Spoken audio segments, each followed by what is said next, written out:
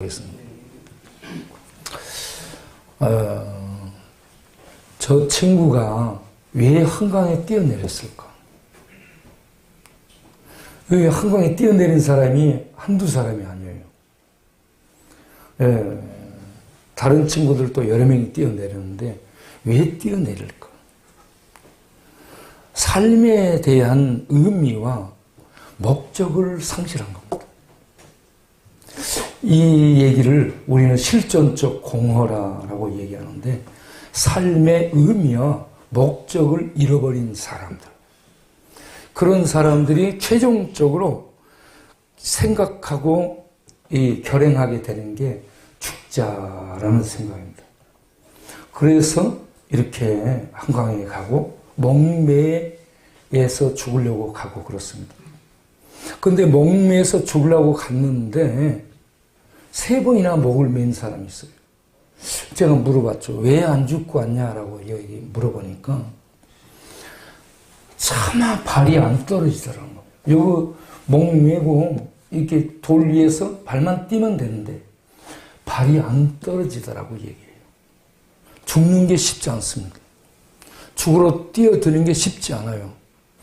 그런데 삶이 의미가 없고 삶의 목적을 잃고 삶이 공허하고 허무하게 되면, 야, 나 같은 사람 뭐 하겠냐.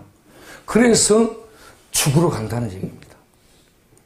그래서 저는 이 시대를 보면서 이 시대는 이와 같이 허무주의에 잡혀있는 그런 시대라고 생각을 합니다. 삶의 의미를 찾지 못한 사람들은 허무함에 빠져서 방황하고 방랑하게 되고, 돈이 있고 젊음이 있으면 방탕하게 되고 그렇게 됩니다.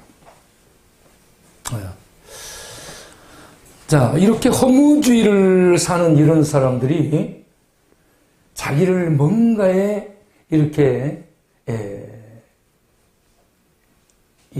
길들여져서 빠져들게 하는데 이걸 중독이라 합니다. 마약, 알코올, 경마, 도박, 게임, 카지노, 포르노, 이런 것들에 뭔가 이렇게 빠져들어요. 자기를 위로하고 자기를 달래기 위해서 이렇게 뭔가에 빠져드는데 이게 대체하는 겁니다.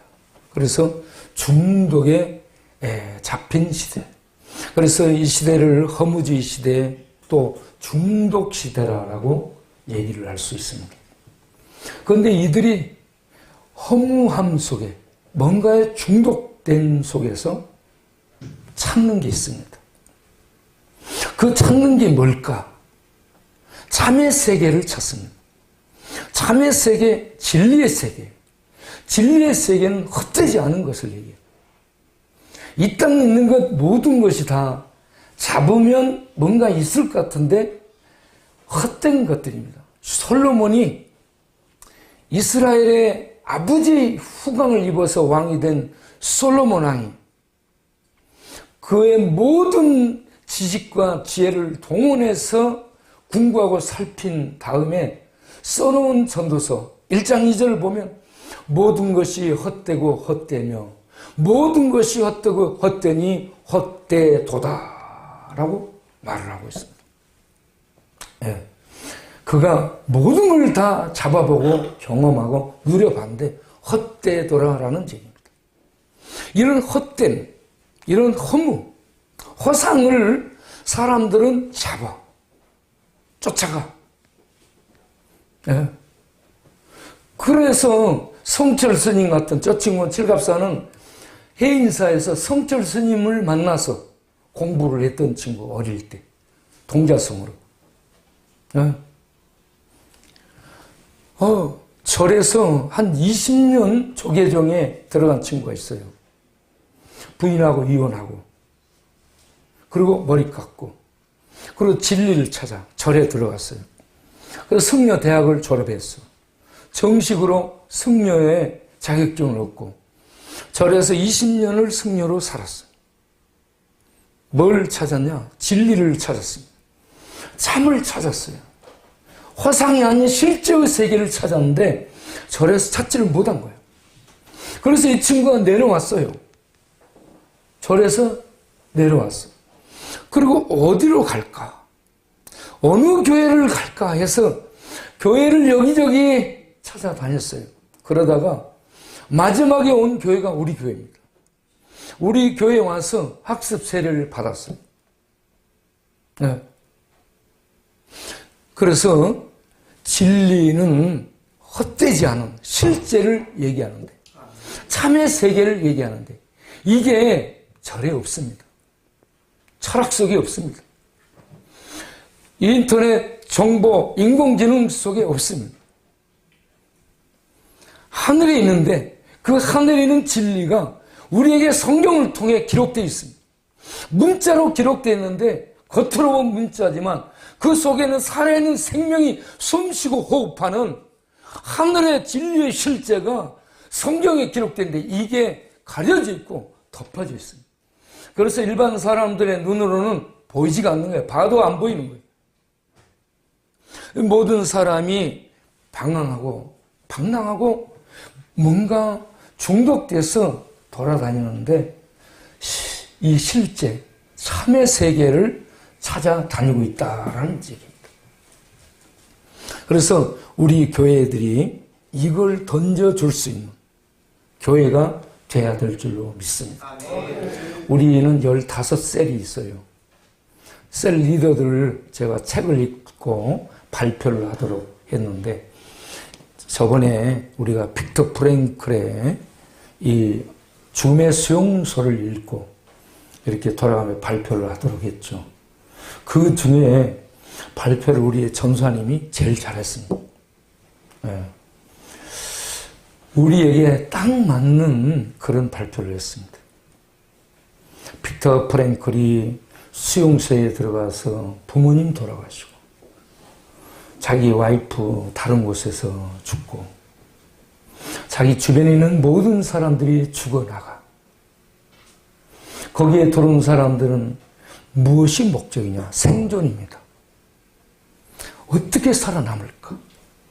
살아남는 게 목적인데 이 빅터 프랭클은 그 상황 속에서 다른 생각을 합니다. 이 죽음과 가까이 있는 이 수용소 내에서 신이 있다면 이 상황이 나에게 어떤 의미가 있을까? 나에게 무슨 의미가 있단 말이에요. 의미를 찾았습니다. 의미를. 오늘날 교회가 무수히 많습니다. 얼마나 많은 교회가 있습니까? 그런데 교회가 그냥 교회가 아니고 이 의미를 찾아 목적을 잃고 배회하고 방황하는 인생들에게 의미를 줄 수 있는, 가치를 부여해 줄 수 있는, 참으로 진리를 만져볼 수 있도록 전해줄 수 있는 그런 교회가 되어야 되리라고 저는 생각을 합니다. 우리 사랑장로교회가 방황하는, 그리고 외국에서 들어와서 직장생활하는 이런 사람들에게 진실로 삶의 의미를 찾아주고 그 의미를 붙잡고 진리를 세상에 전해줄 수 있도록 공부하고 익혀서 돌아가 그 자기 고국에서 이 진리를 전해주며 살 수 있는 의미 있는 그런 교회로 그들이 미래를 열어갈 수 있도록 돕는 그런 사랑 장로교회가 될 수 있게 되길 바랍니다. 목사님 더 힘을 내시고 미래에 외국에서 오는 수많은 유입되는 외국인들, 저는 아세아 연합 신학을 나왔는데 우리가 초교파적인 신학교입니다. 거기에서 수많은 외국인들하고 같이 공부했죠. 외국인들에 대해서 우리가 자연스럽습니다. 이렇게 저렇게 들어온 친구들, 그런 친구들에게 이 복음을 바로 가르치고 진리를 바로 가르쳐서 그들을 내보내가지고 그들이 본국에 돌아가 하나님의 이 나라를 전해서 그 나라를 하나님의 복음으로 흥왕시켜 나간다면 그 일이야말로 정녕 주님이 기뻐하는 일인 줄로 믿습니다. 그래서 여러분, 이 교회에 나오고 있는 여러분들 정말 의미 있고 가치 있고 이 세에 보람을 줄 수 있는 그런 교회로 여러분들이 나오고 있다 생각하고 여러분들의 눈을 바라보니 예뻐요. 예. 예. 근데 저는 제가 중학교 때 신문에 상록수를 읽고요. 거기에 나온 최영신이 처녀의 몸으로 시골의 농촌에 들어가서 가르치고 봉사하고 사랑도 물리치면서 동역이하고 사랑도 물리치면서 그렇게 헌신하는 모습을 보면서 내가 돌담에 손을 대고요. 왜 세상에 가난하고 어렵고 힘든 사람, 아픈 사람 이렇게 많지? 내가 나중에 크면 그런 사람들을 도와주는 사람이 돼야 되겠다. 이런 꿈을 가졌습니다. 또 하나, 저는 독립투사가 되기를 원했습니다. 나라 민족을 위해 투사가 돼가지고요. 내 청춘을 불사르고자 하는 이러한 이 열정을 가지고 섬마을에서 산에서 소리 지르고 있던 사람. 그런 제가 27살에 예수님을 만나서 하나님의 능력이, 불이 임하게 됐어요. 그래서 제가 들어간 곳이 영등포 쪽방촌 노숙자, 전과자, 중독자, 율랑 여성들, 어둠이 지배하는 세계, 죽음, 폭력, 마약, 방황, 이러한 어둠이 지배하는 슬럼과 그곳에서 최영신처럼 그들을 도와 일으켜주는 일을 하고 있고요. 또 하나, 천국의 독립투사가 돼가지고 하나님의 이양검을 가지고요. 악을 파괴하고 죄를 죽이고 귀신을 죽이면서 잡으면서 하나님 나라의 통치를 가져오기 위해서 애쓰고 한가하는 하늘의 독립투사로 제가 살고 있습니다. 여러분, 우리 모두에게 하나님의 말씀, 예수님의 입에서 나오는 이양검이 우리에게 있게 되기를 바랍니다. 그리고 이 말씀이 성령의 능력으로 우리의 기도와 믿음을 통해 우리를 통해 나아가게 될 때에 거기에서 죄가 죽고 귀신들이 소리 지르며 떠나가고 악의 진이 파괴되고 중독, 방탕, 방랑 속에 잡혀 다니는 자들이 날카로운 이양검이 찔러 들어가므로 그런 모든 줄이 끊어져서 하나님께로 돌아오는 역사를 일으키는 그러한 지혜가 되고 그러한 우리 사랑 창노교회가 되고 여러분 우리 모두 되기를 바랍니다. 네. 그래서 제가 영등포에 들어가서 지금 천국의 독립투사로 일을 하고 있습니다. 네. 네. 우리 교회가 작습니다. 그런데 큰 교회입니다. 네. 작은데 큰 교회예요. 네. 그래서 우리 교회에 그 당대표가 되거나 그 대선에 출마하거나 그런 이 상황에 이르게 되면 많은 분들이 우리 교회를 거쳐갑니다. 수많은 정치인들이 우리 교회에 와서 저를 만나고 저하고 얘기를 1시간 정도 하고 박근혜 전 대표도 30명 데리고 와서 저하고 얘기를 1시간 정도 하고 정봉준, 김봉우 뭐 많이 왔어요.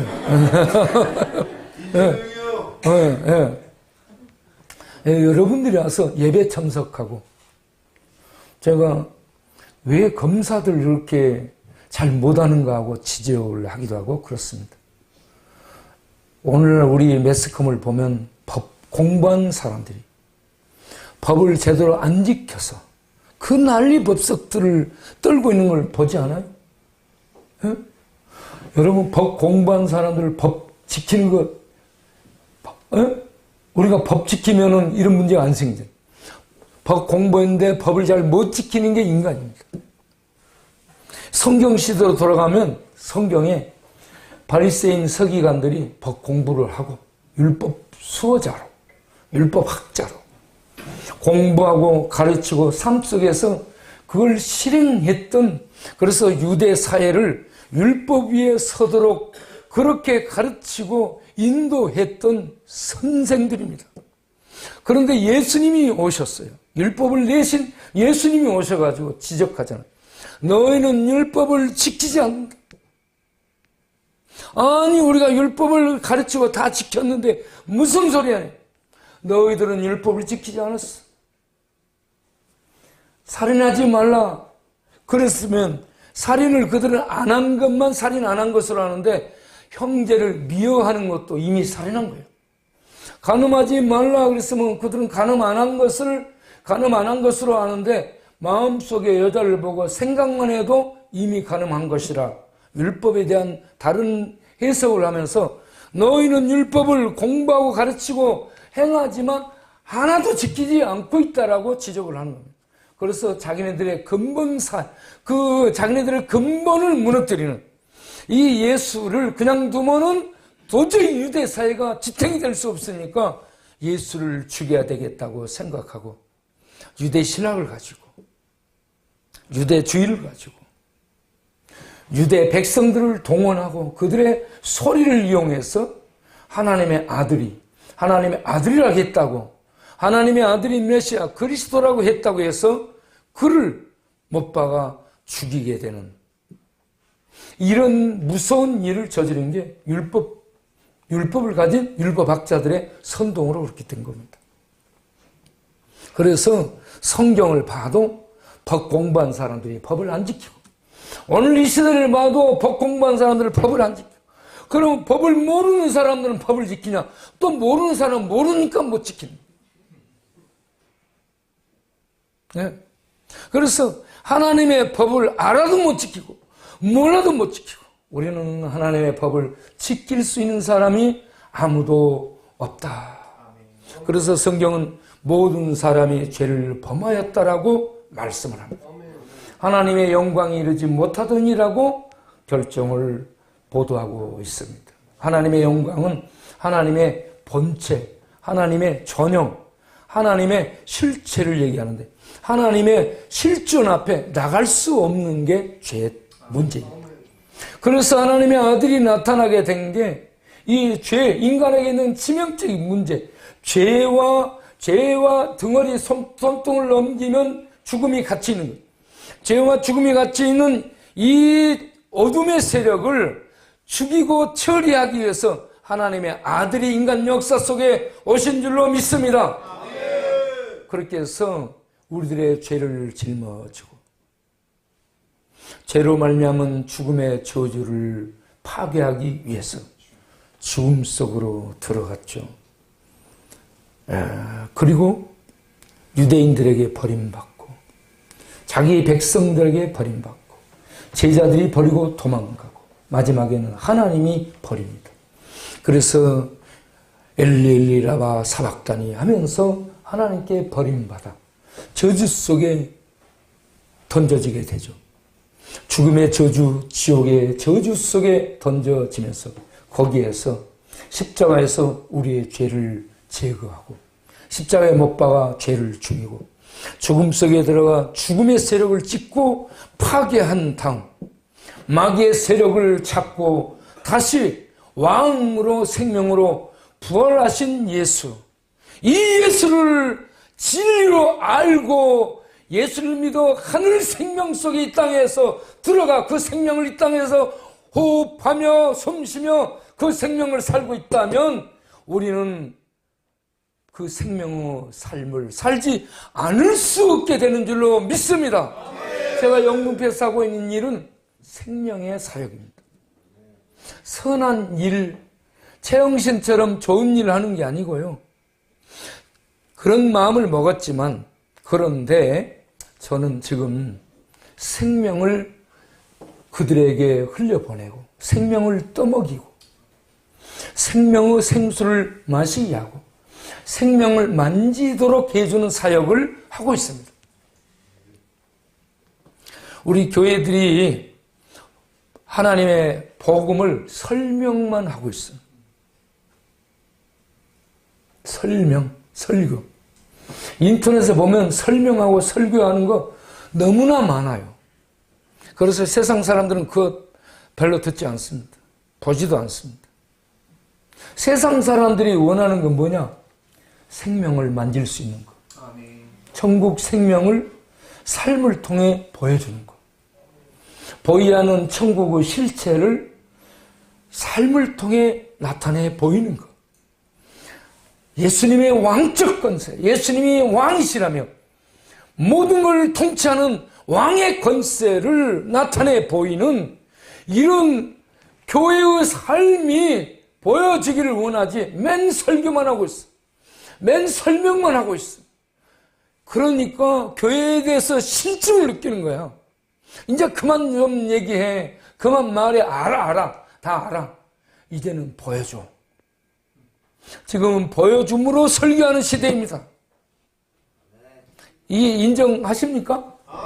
그런 시대에 다 알아. 세상 사람들이 이 정보를 통해서 컴퓨터, 인터넷을 통해 다 알고 다 보고 우리보다 더 똑똑히 잘 알아요. 네.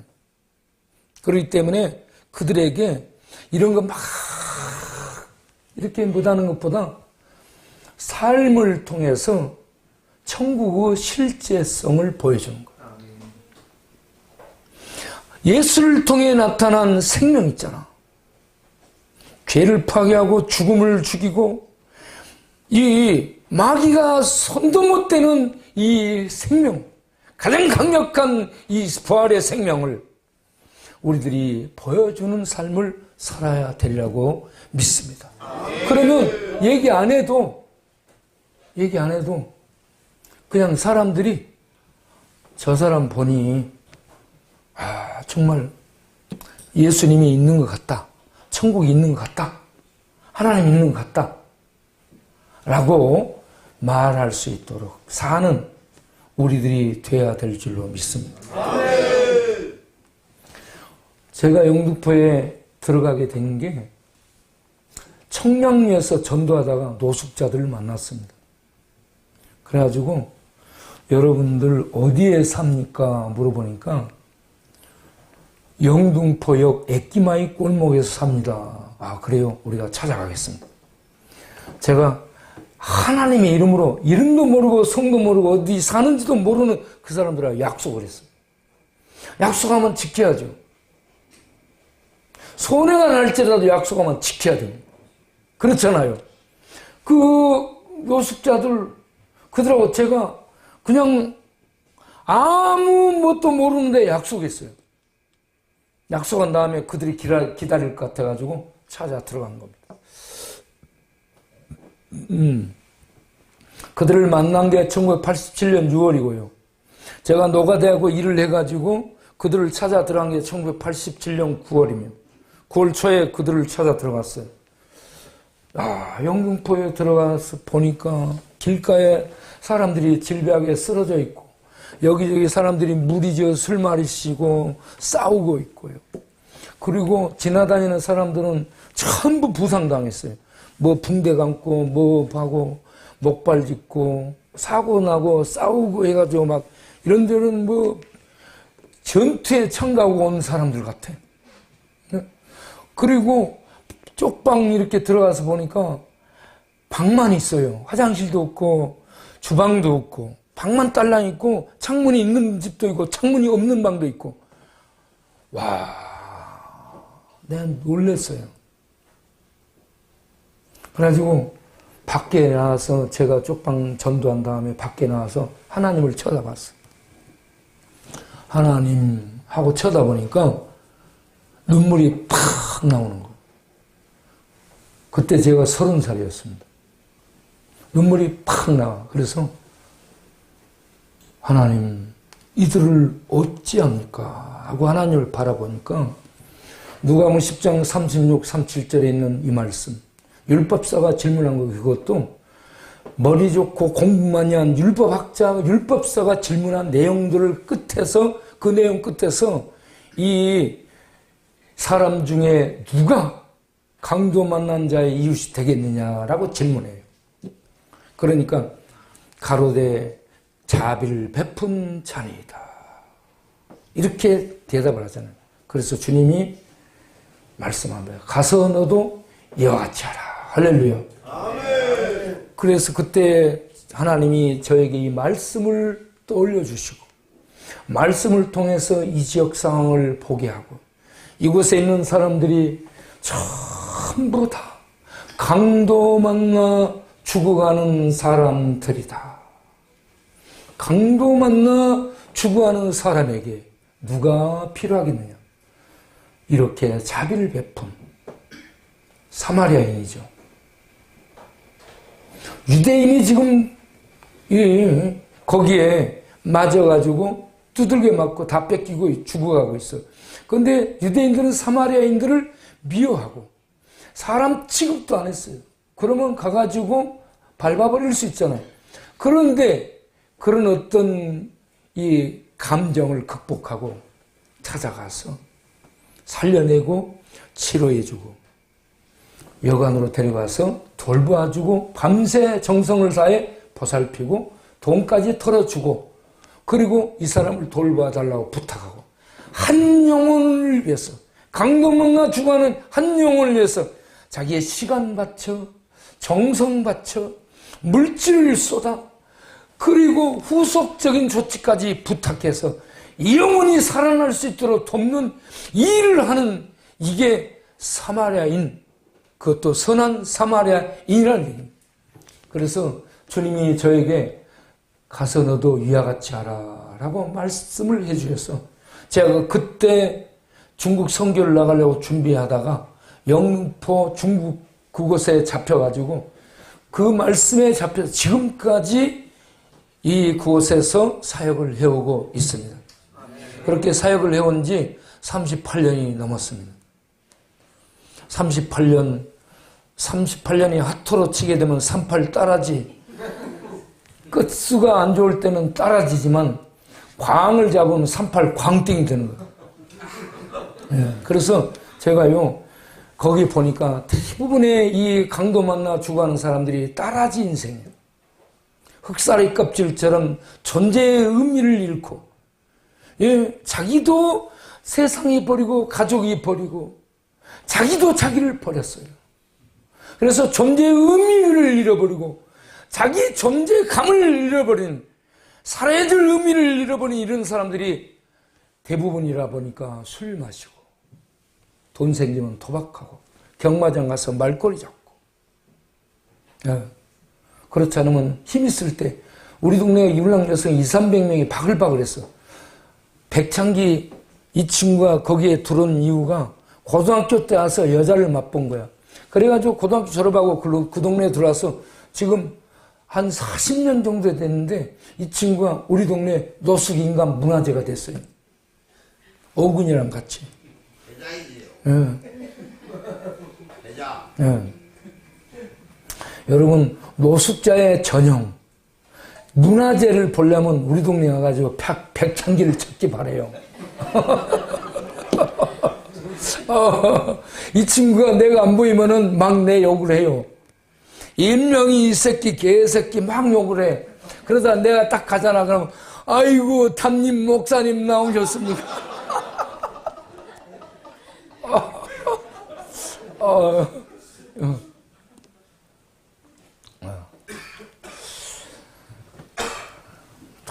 그 친구가요, 4살 때부터 교회 나간 친구야.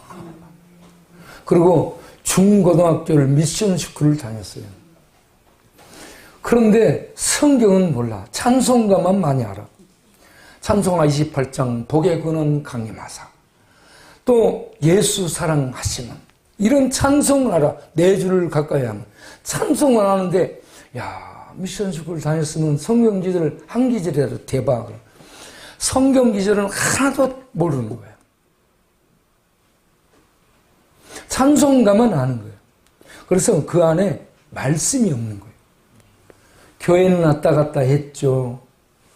그런 어떤 분위기 속에 있었지만 말씀을 모르기 때문에 말씀이 그를 붙잡고 이끌어가는 생명의 삶이 없습니다. 그러니까 술 마시고 방황하고 방랑하고 방탕하고 쓰리방 속에 살고 있는 거예요. 방방방. 네.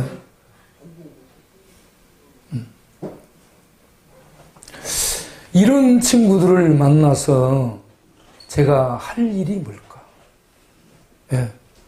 이런 친구에게 복음을 전하기 위해서 끝없이 만남을 갖습니다. 여러분, 제가 미국 세이비어 교회를 가서 워싱턴 DC에 목사님 아시죠? 세이비어 교회 고든 코스비 목사님 만나가지고 우리 교회를 소개를 했어요.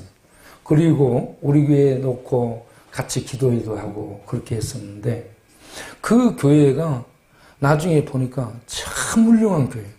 성도는 150명, 1년에 쓰는 예산은 290억, 300억 정도. 정치, 경제, 사회에 가장 큰 영향력을 끼치고 있는 교회가 세이비어 교회입니다. 제가 그래서 그 교회 책을 사가지고 쭉 보고 이렇게 학교에서 학생들한테도 얘기를 하고 그렇게 하고 있는 그런 교회입니다. 네. 그런데 그 교회가 첫 번째 시도한 게 사람들과 만날 수 있는 만남의 장소를 제공한 겁니다. 포터스 하우스라고 이 만남의 집이에요. 그것은 카페, 책, 그리고 이 앉아서 쉴 수 있는 이런 의자들 놓고 거기에 앉아서 먹고 마시며 책 읽고 교제하고 이러한 만남의 장소를 교회 안에 카페를 만든 게 아니라 바깥에다가 일반 시민들 누구나도 이용할 수 있도록 하는 이런 만남의 접점 장소를 만들어 놨습니다. 우리 교회들이 그걸 약간 이렇게 벤치마킹들을 해갖고 카페를 만드는데 교회 안에만 다 있더라고. 교회 안에만 다 있어. 교회 바깥에다 해야 됩니다. 교회 바깥에서 그렇게 만날 수 있도록 하는 이런 만남의 집을 만들어서 거기에서 책을 보고 문제를 파악한 다음에 거기에 상담가가 주둔합니다. 그래서 상담가들에게 언제든지 신청해 상담을 할 수 있도록 진로 상담, 어떤 이 치료, 자기 어디가 아프다, 치료에 대한 진료에 대한 상담, 갈 곳이 없다. 그러면 그곳 교회가 200가지 사역을 합니다. 에이즈 환자, 노숙자, 호스피스, 집 없는 사람들 해가지고 200가지 사역을 하는데 거기 상담가들이 그런 상담을 해가지고 이곳저곳으로 보내. 참 귀한 사역을 하고 있더라고요. 그래서 우리 교회들이 교회 안에서 이렇게 카페를 만들고 교인들끼리만 모이지 말고 교회 바깥의 사람들이 접촉할 수 있는 그런 장소를 만들어 가지고 거기에서 교회로 올 수 있도록 해주는 이런 이 전도 방법들이 필요한 시대라고 생각을 합니다. 우리 교회는 매일 새끼 밥을 줍니다. 매일 새끼. 새끼를 준다면 새끼들에게 준 거예요. 자기의 가족이 아니면 하루에 한 끼 주는 것도 힘들어요. 그런데 우리는 새끼를 매일 줘요. 네. 이걸 1년, 2년 한 게 아니고 제가 88년도 89년 12월부터 밥 주기 시작한 거예요. 그 동네 사람들이 보니까 집에서 방에서 쫓겨난 사람들이 많아요. 방세를 못 내면 주인이 보따리 싸가지고 밖으로 던져버려요. 그러면 밖에 앉아가지고 소주를 갖다가 딱 까. 그러면 친구들이 와. 소주 마시는 친구들이 와요. 그러면 소주 한 잔씩에 길거리에 앉아가지고 뭔 노래 부르느냐? 광만 막막한 광야를 달리는 인생아, 너는 무엇을 찾으려 왔느냐.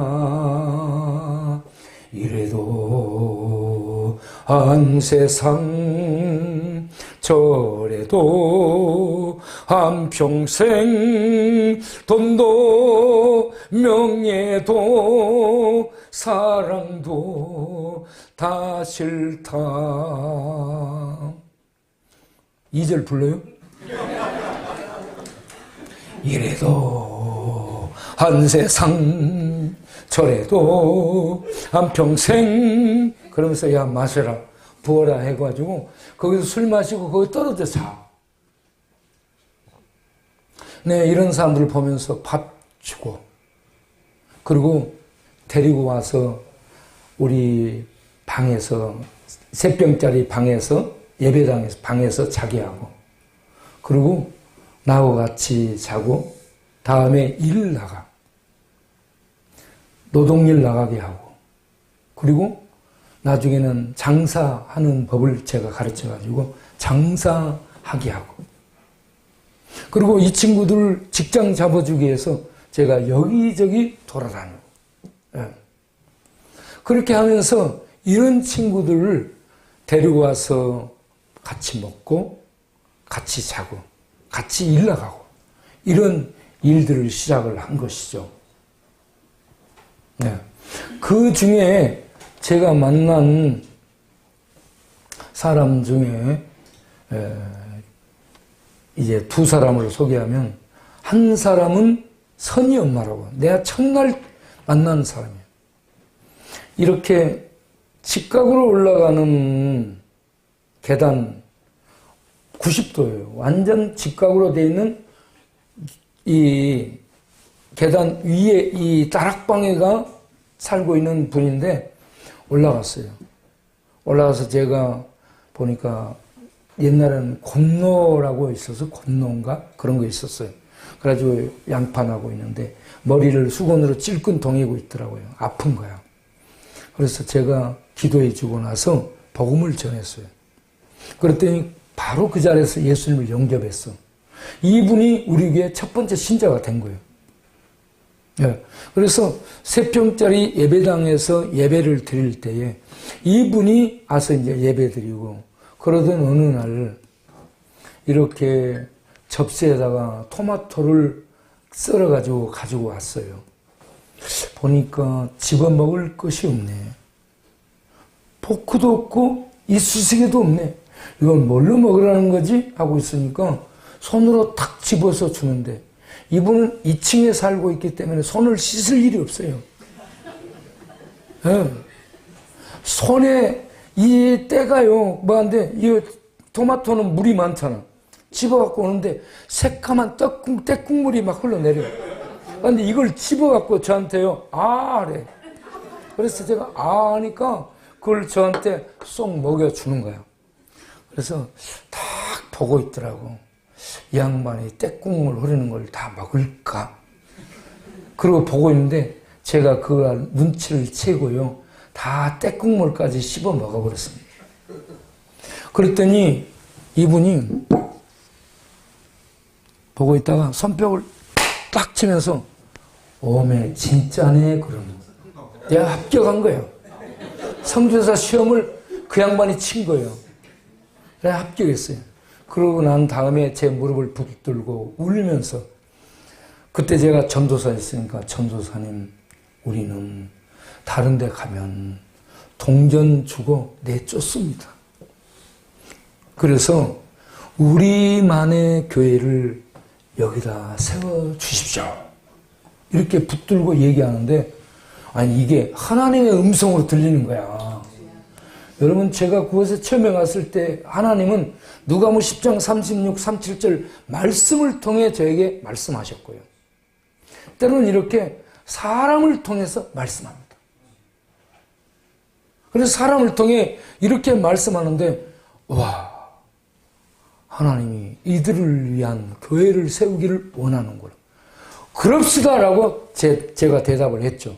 그래가지고 지금 교회를 세우게 된 거예요.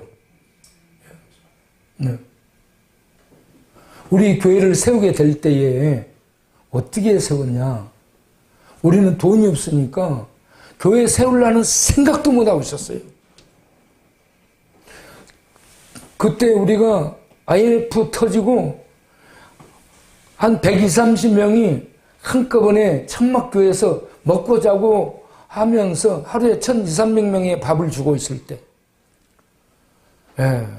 그럴 때에 그 동네에 부동산 하는 할아버지 영감님이 있었어요. 부동산 한 지 40년 되신 이 부동산의 도사. 이분이 불교 신자입니다. 불교 신자인 이분이 저를 쭉 지켜봤대요. 저를 쭉 지켜본 다음에 어느 날 저한테 길에서 만나갖고 뭐라고 얘기하냐면, 목사님, 우리 땅 사, 그러는 거예요. 자기 땅을, 자기 그 여관을 우리가 빌려서 쓰고 있었거든요. 그 땅을 사라는 거예요. 그러니까, 영감님, 땅이야 사고 싶지만 돈이 있어야 사죠. 그러니까, 목사님, 내가 돈 빌려줄게. 자기 땅을 사라고 하면서 자기 돈 빌려준다고. 나 놀랬어요. 그것도 기독교 신자가 아니라 불교 신자가. 하나님은요, 하나님의 말씀을 수종 들고 하나님의 그 일을 충성스럽게 감당하면 불교 신자도 감동을 시켜가지고 생각지도 못한 일을 이렇게 하게 하시는 거예요. 그 집에 가서 계약서를 쓰기 위해서 갔죠. 갔더니 여자가 2명 있어. 한 2층에도 부인이 있고요. 아래층에도 부인이 있고. 부인을 2명 데리고 사이좋게 살고 있대. 그리고 자기 아들들은 돈이 많으니까 외국 유학 갔다 왔어요. 외국 유학 가서 교회를 다녔어요. 그런데 여기 들어와서 교회를 잘 안 다니고 있었죠. 그들을 통해 아들들을 수금 사원으로 쓰는 분이에요. 여러분, 통장으로 돈 들어오면 세금 떼거든. 그것 안 하려고 현찰로 전부 받으러 다니는 아들들이 수금 사원이었으니까. 그래서 그 집에서 이렇게 계약서를 쓰는데, 그 아버지가 아들들에게 뭐라고 얘기하냐면, 야, 니네들이 말이야, 이 목사님처럼만 하면 내가 교회 나갈게. 그렇게 얘기하는 거예요. 저는 그런 일련의 과정을 보면서,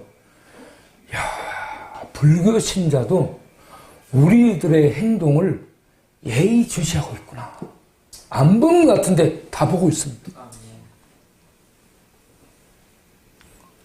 그리고 우리 동네에 1분이라는 이름을 가진 분이 있었어. 이름이 1분이야. 2분도 아니고. 1분. 우리가 이 할아버지한테 땅을 사갖고 교회 건물을 세우게 됐어요. 제가 외국에 나가서 집회를 많이 다녔어요. 그래가지고 외국 달러를 제가 걷어 들어가지고 와서 이 교회를 세우게 된 애국자입니다. 왜냐하면 돈 있는 사람은 돈 갖고 밖으로 나갔더라고. 제가 거기 가서 은혜를 끼치면서 그 돈을 거둔 거야. 그래서 들어왔거든요.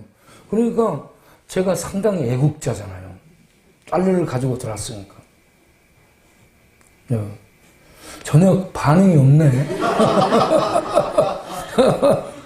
야, 그렇게 해가지고 우리가 교회를 지었는데, 지을 때요, 하나님이 돈도 없는 우리한테 공사 비용을 딱딱 만들어서 주는 거야. 그러니까는 공사를 담당한 담당자가 우리 교회 공사하러 올 땐 돈 못 받을 것으로 각오를 하고 왔는데 돈을 제일 잘 주더래요. 그 양반이 은혜 받아가지고 나중에 공사 끝난 다음에 감사한 것만 사람이에요. 하나님이 그렇게 하시더라고요. 그런데 우리가 건물을 짓고 나니까, 근데 우리가 주일 예배 마치고 나면 동네에 띠를 두르고 동네를 돌면서 전도를 하고 다녔거든요. 어떻게 하느냐? 율락가예요. 율락가. 율락가 속을 제가 회개하라. 천국이 가까이 왔느니라. 마이크 들고 외치고 돌아다녀. 그러니까 막 마이크 손에 달려들어가지고 내 손에 있는 마이크 뺏고 그런 동네거든요. 그런 동네인데 계속해서 제가 이 복음을 전하고 다니다 보니까 그렇게 했던 사람들이 하나 둘씩 무서워하면서 숨어요. 피하고. 여러분, 복음을 전하면 세상에 무섭게 대적했던 골리앗 같은 기랏 아르바 같은 안악 세력들이 있는데, 이런 안악 세력들이 커 보이고 세 보이는데 아무것도 아닙니다. 복음의 칼날은 그런 세력들의 진을 찍어갖고 무너뜨립니다. 그래서 우리 동네 율락이 다 무너졌어요. 율락이 무너졌습니다. 200~300명이 바글바글 됐고 동네 사람들은 못 들어왔어요. 사람 두드려 맞고 죽어나가도 조사도 안 하고 끝나버리는 그런 동네가 우리 동네인데, 그렇게 많았던 바글됐던 율락녀들이 하나 둘씩 떠나가고 쪽방으로 바꿔져서 월세방으로 바꿔져서 지금 쪽방 월세방이 된 거예요. 네. 그런데 그곳을 우리가 이렇게 돌면서 회개하라, 천국이 가까이 왔느니라, 지은 죄를 회개하라고 외치고 다니다 보니까 이 할머니가 나한테 임목사야 이리 와봐 그럽니다. 저한테. 네. 동네에서 사람들이 저를 그렇게도 부르고 또 이 술꾼들은 저를 형이라고도 하고 그렇습니다. 그래요, 안 그래요? 어제 동원참치 난리치면서 나한테 뭐라고 했어?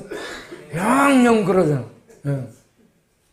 동원참치 보고 싶은 사람들은 우리 교회 한번 오시기 바라요. 태평양을 갈고 쏘다닙니다. 짐승이요, 짐승. 예. 그런데 이 할머니, 일본 할머니가 저를 데리고 들어가더니 호주머니에서 돈을 꼬작꼬작 해가지고 넣어갖고 봉투에다 주면서 임목사야 이거 부주금이야. 부주금 보탠다고. 교회 건축원금 하는데 부주금 보탠다고 거기다 10만 원을 넣어준 거야. 그런 다음에 이분이 몸이 아파가지고 우리 교회 나오라고 그러면 내가 우리 며느라의 눈치 보다 보니까 교회를 못 나가는데 내가 나중에 나갈게. 그렇게 말했는데요. 몸이 안 좋아져서 병원에 입원했거든요. 병원에 입원한 다음 그 병원에 있으면서 교회를 다닌 거야. 며느리 눈치를 안 보니까. 그리고 병원에서 세를 받았다는 거예요. 내가 병원에 신방을 몇 번째 갔더니 어느 날 내 손을 잡고 봐라, 내가 이 세를 받았다. 내가 세를 받았다고 자랑하는 거예요. 그렇게 불교를 한 40년 다녔던 분이 부주금을 10만 원을 보태고 그리고 병원에 입원한 다음에 세를 받았다고 자랑하고 그렇게 해서 나이가 들어서 떠나갔습니다. 이렇게 불교 신자가 우리 교회 짓는 데 도움을 주고 불교 신자가 부주금을 주고 그러면서 뭐라고 얘기했냐면 이건 하나님이 하신 일이야 라고 했습니다. 나 놀랐어요. 불교 신자, 교회도 안 다니던 그 불교 신자 입에서 쭉 지켜본 거야. 쭉 지켜보고 이 음흉한 동네, 이 어둠의 동네에 들어와서 버텨내고 그리고 교회를 돈 없이 세웠어요. 이걸 전부 보면서 이건 하나님이 하신 일이야 라고 얘기하고 그분이 병원에 가서 예수 믿게 됐다는 얘기입니다.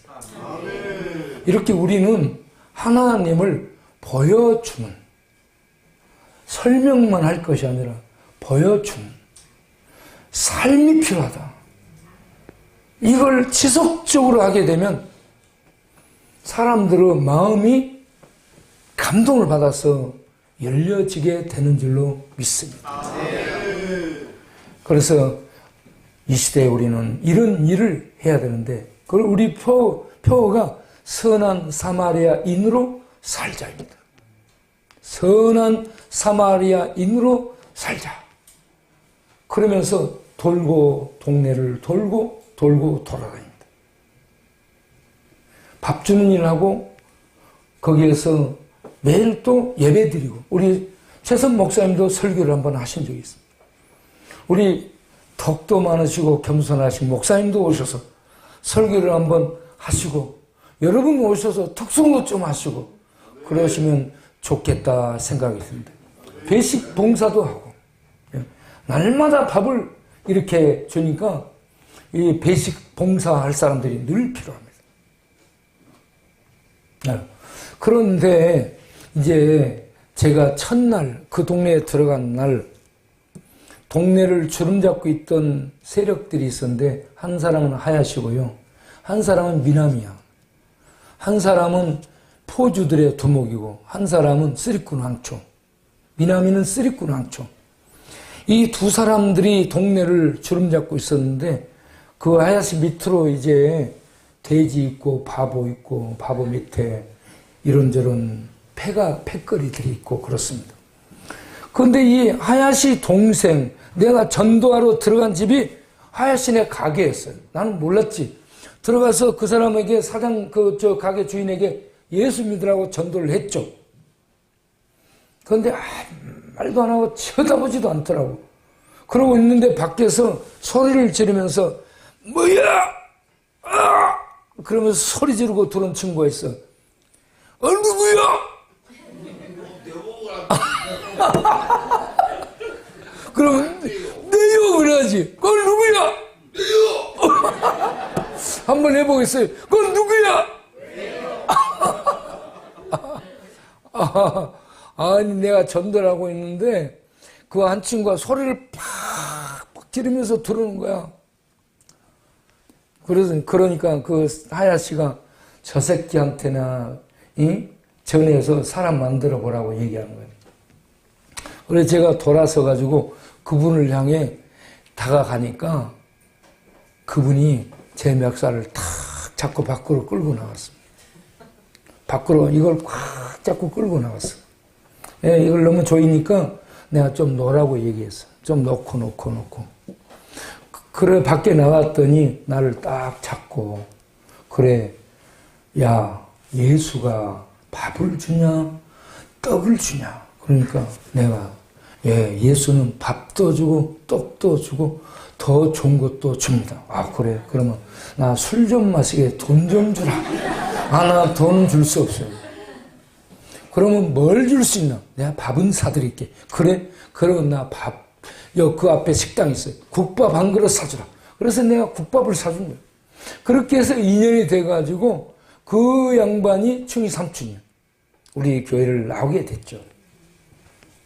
그런 내가 이분을 사람으로 만들어 놓으면 동네 사람들이 하나님이 계시는 것을 보고 교회에 나오겠지라고 생각하고 이분을 돌보기 시작했어요.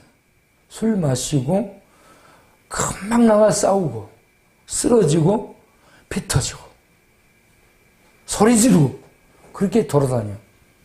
그래서 그럴 때마다 데려오고, 또 술 마시고 쓰러져서 막 이 토해내고 그러면 속이 아프잖아요.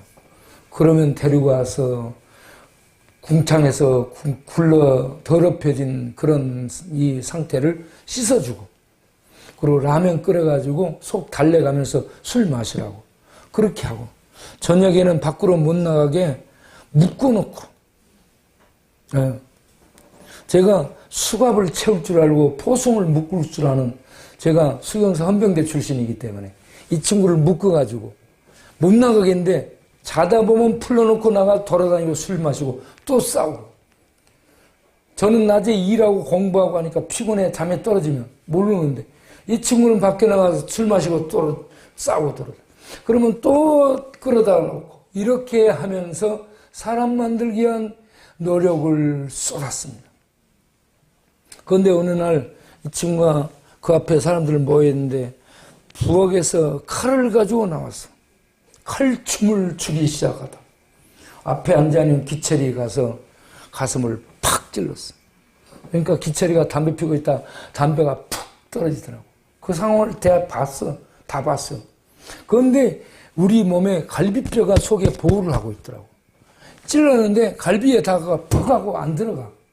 그러니까 뽑아갖고 다시 가서 한 바퀴 돌고 와서 다시 찔렀어. 이번에는 좀 들어갔어요. 그러니까 그 자리에서 사람들이 신고해가지고 경찰에 달려와서 현장 체포돼가지고 감옥 들어갔죠. 감옥에 들어가서 3년을 산 거야. 그런 것들을 전부 우리가 돌봐줬어.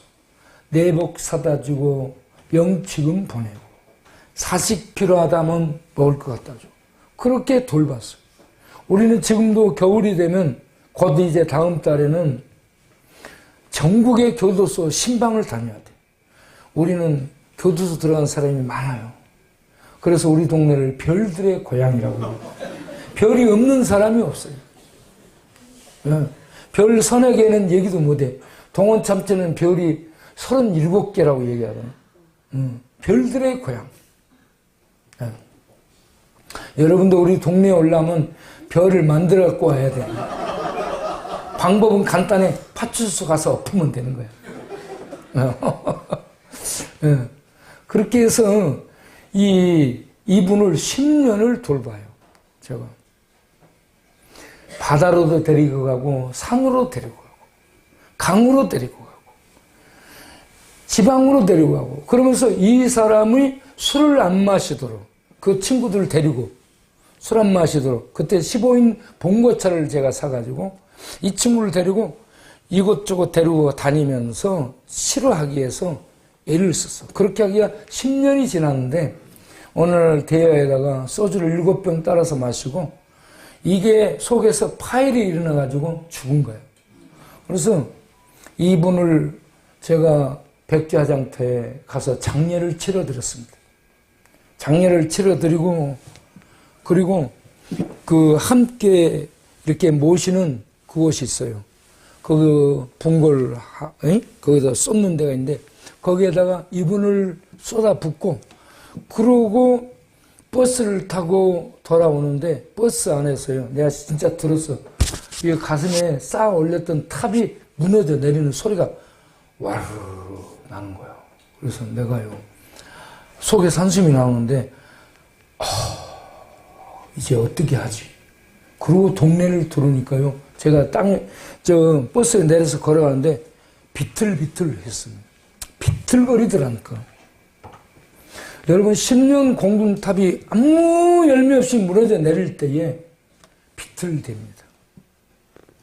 와 어떻게 다시 하지? 그러면서 동네 들어오니까 동네 어귀에 모였던 건달들이 저한테 뭐라고 얘기하냐. 목사님 이 새끼들이 사람들이 된다면 머리알이 싹 틀 겁니다. 여러분 머리알이 싹 틀 수 있어요? 싹 안 트잖아. 그러니까 이것들은 사람 안 된다는 얘기예요.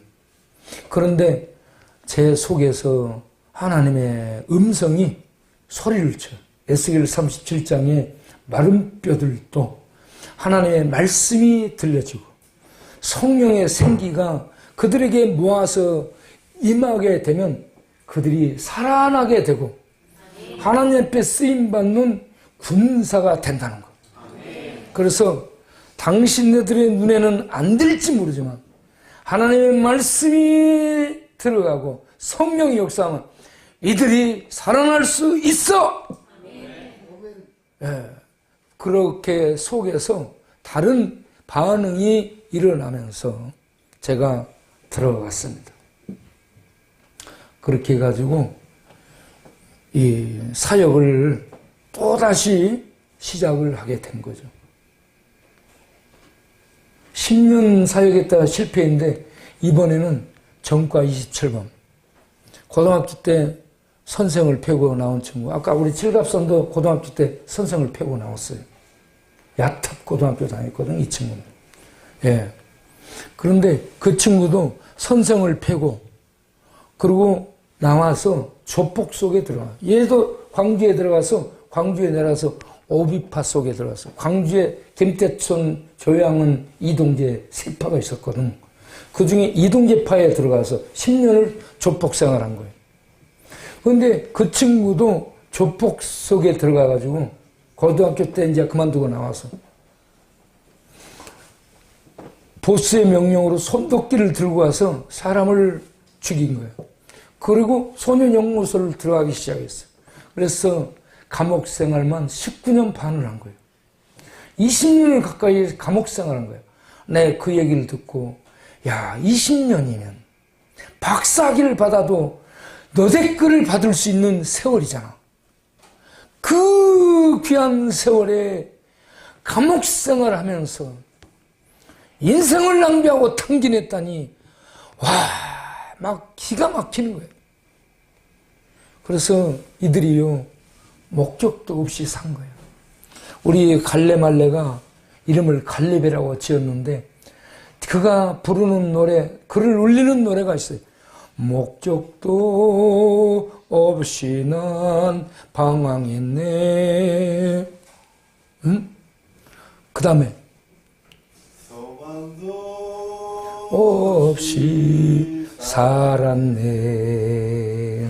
카나다에 엄마가 하키 선수로 유학을 보냈습니다.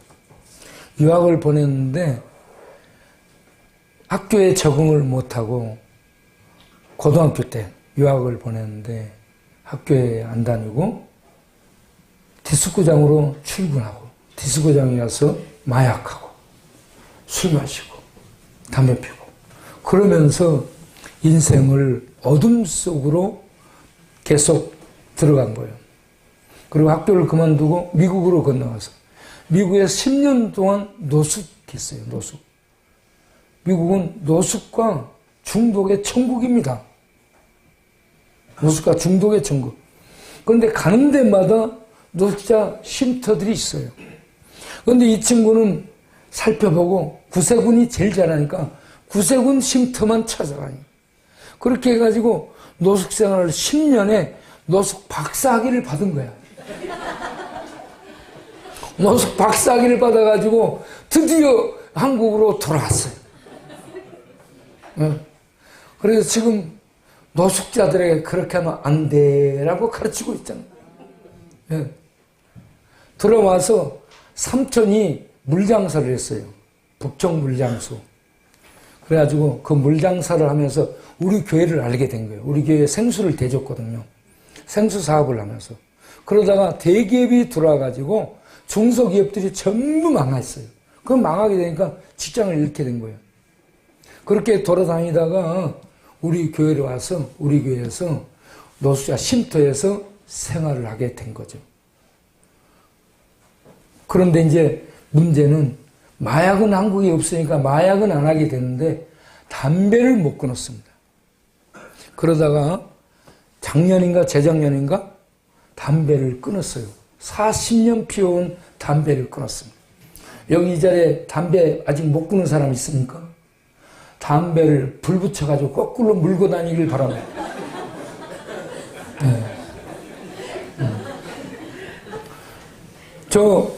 우리 저 친구도 담배를 끊었는데 뭐라고 했냐면 약 먹은 것도 아니고 누가 끊으라고 한 것도 아닌데 저절로 끊어진 겁니다. 하나님의 은혜가 임하니까 저절로 끊어졌다라고 얘기합니다. 또 저 친구하고 한 사람이 있는데 그거는 80년 초에 미국으로 가족 이민 간 사람. 가족이 이민 갔어요.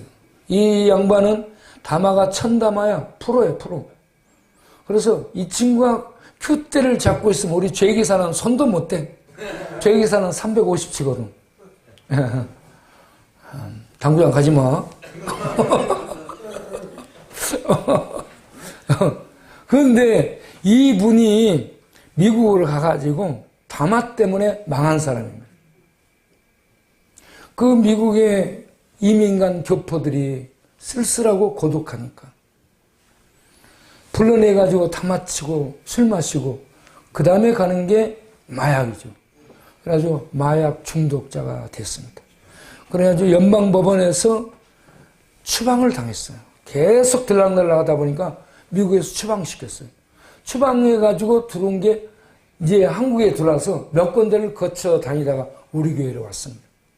우리 교회로 와서 우리 교회에서 정착한 지 지금 몇 년이 됐을까? 전사님 몇 년 된 것 같아요? 서대석 집사님? 10몇 년 됐게. 10몇 년 되면서 마약 끊고 담배가 안 끊어졌답니다. 그런데 담배도 몇 년 전에 끊었어요. 담배도 몇 년 전에 끊었는데 담배를 피려고 밖에 딱 나가. 우리는 예배 드린 다음에 전부 밖에 나가 담배 피거든요. 하는 일이 그거야. 밖에 밥 먹으러 가기 전에 담배 피고 밥 먹고 난 다음에 담배 피고. 그런데 이분도 예배 드리고 담배를 딱 피러 나갔는데 음성이 들려오더래요. 너 이거 마지막 담배야. 그런데 누가 뭐라 하나 하고 둘러보니까 아무도 없는데 그 소리가 들리더래. 오늘 담배 피는 사람 마지막 담배 피는 음성이 들려지길 바랍니다. 자갈치갈치 나를 봐. 그래가지고 그 담배를요 탁 연기를 빠는데 타이어 타는 냄새가 팍 들어들어. 담배를 빨면 고소해야 되는데 타이어 타는 냄새가 빨아 들어오니까 담배를 못 피겠다는 거예요. 그렇게 해서 담배 피면 타이어 타는 냄새가 나니까 담배를 못 피고 끊게 된 거예요. 이렇게 담배를 끊게 되는 이러한 이 사람. 미국, 카나다 가고 미국 가고 그렇게 유학 갔는데 그곳에 가서 쓸쓸한 광야, 공허한 광야를 헤매고 맴돌고 다닌 겁니다. 저는 임재범의 여러분이라는 노래를 들어요. 임재범, 가수 임재범 알죠? 여러분. 가수 임재범 몰라요? 우리 임씨거든. 네, 네. 그런데 임재범의 여러분, 내가 만약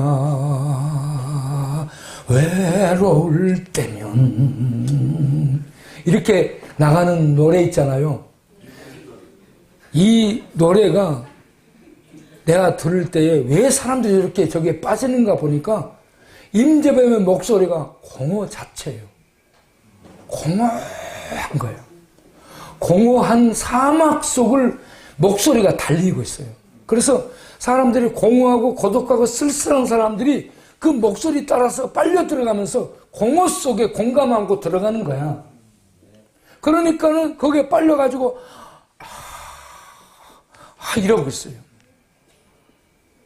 예, 이런 사람들에게 우리 교회가 줄 수 있는 게 생명의 복음이어야 될 줄로 믿습니다. 여러분, 제가 얘기를 하면 우리 목사님한테 얘기했어요. 한 10일은 해야 될 거라고 얘기했어요. 오늘 여러분 지금 이제 시간이 1시간 정도 됐으니까 몸을 움직이고 있잖아. 예, 그러면 제가 그만하려고 생각합니다. 예, 그만해야 이제 여러분들이 이 정도에서 맞춰야지. 계속 내가 하게 되면 제가 밤새 할 수 있어요. 밤새. 내 친구 목사가 와서 얘기하는데 어떤 청년 집회에 초청받아 갔대요. 3일 동안 하는데 그 목사님이 와가지고 목사님 우리 이번에는 좀 놀도록 해주세요. 막 놀아라 해가지고 이틀 놀았대. 그러면 이틀 놀러 난 다음에 3일째는 안 될 것 같으니까 목사님 오늘 저녁에 설교 좀 해주세요. 그래. 알았다. 설교하기 시작했대. 저녁 7시 밤부터 설교해가지고 새벽 3시까지 설교했대. 새벽 3시까지 설교하는데 1시 되니까 다 자더래. 혼자 했대, 혼자. 혼자 설교할 수 있다니까, 내가. 그런데 오늘 이 정도에서 마치도록 하겠습니다. 뭐냐, 이 공허한 시대, 공허한 노래가 사람들의 마음을 이렇게 끌고 들어가는 그 쓸쓸한 그 세계, 그 세계를 헤매고 방황하는 자들에게 우리 교회들이 의미를 주고, 그 의미가 뭐냐, 생명의 진리여야 됩니다. 진리는 실체를 의미하는 거예요. 이 땅은 공허고 허상이고 실체가 아니에요. 가짜입니다. 허상이에요. 잡은 것 같은데 실제가 아닙니다.